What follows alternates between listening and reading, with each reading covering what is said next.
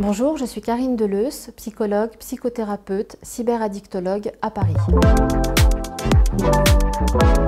La cyberaddiction, c'est une dépendance qui est liée aux écrans, les ordinateurs, la tablette, le téléphone, les consoles de jeux et même la télévision, qui va provoquer un comportement répété, irrépressible à les utiliser. C'est une compulsion en fait. L'impossibilité d'y accéder va déclencher chez le jeune un manque, une angoisse qui ne peut s'apaiser selon lui uniquement que par la possibilité de retrouver son écran. La cyberaddiction est grave. Elle est grave quand elle entraîne de la violence, quand elle entraîne de l'agressivité et une dépression. Un adolescent dépendant ne peut s'empêcher d'utiliser les écrans de la même façon qu'il ne parviendra pas à s'arrêter tout seul. Alors déjà, nous devons savoir que 24% des adolescents présentent des signes d'addiction. Nous avons des signaux majeurs, qui sont déjà un temps disproportionné devant les écrans, c'est-à-dire au-delà de 3-4 heures par jour. Bon, concrètement, ce qui est important, c'est de trouver un équilibre entre le temps passé devant les écrans et ensuite l'ensemble du quotidien. Un changement de rythme de vie, c'est-à-dire si votre adolescent consacre plus de temps aux écrans qu'à ses devoirs, ses activités, sa vie sociale et même sa vie familiale. Si cela va jusqu'à l'isolement et une rupture de la vie sociale, c'est un signal d'alarme et il faut en tenir compte. Une humeur instable, c'est-à-dire un comportement irritable, agressif et des colères, un état dépressif, un isolement par le repli dans sa chambre pendant des heures.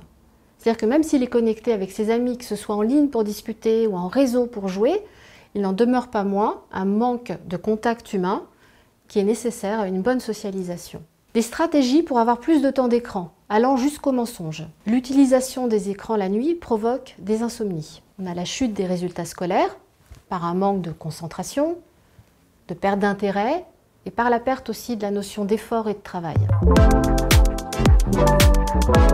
Il y a des risques majeurs sur la santé qui sont une sédentarité, des troubles du sommeil, une mauvaise alimentation, mais aussi des pathologies qui sont liées à la vision, à la posture et un sentiment de dépression.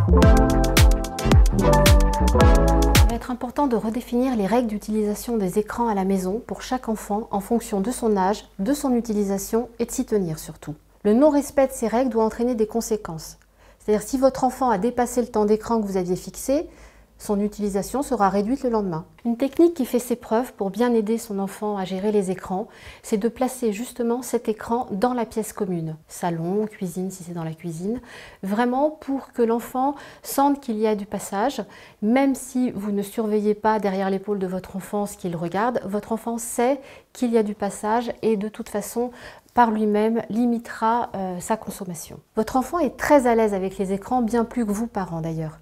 Il croit maîtriser les outils et il est donc très important de lui expliquer qu'on ne peut pas faire tout ce qu'on veut sur Internet, qu'il y a des règles et qu'il n'y a pas d'anonymat non plus. Il faut rétablir un dialogue au sein du foyer, lui dire que vous comprenez que les écrans peuvent se présenter comme un refuge, comme un apaisement face à des difficultés, un mal-être, qu'il soit familial, scolaire, social, une peur de grandir, mais que les écrans ne sont pas des solutions aux problèmes, mais au contraire, ils en créent d'autres supplémentaires.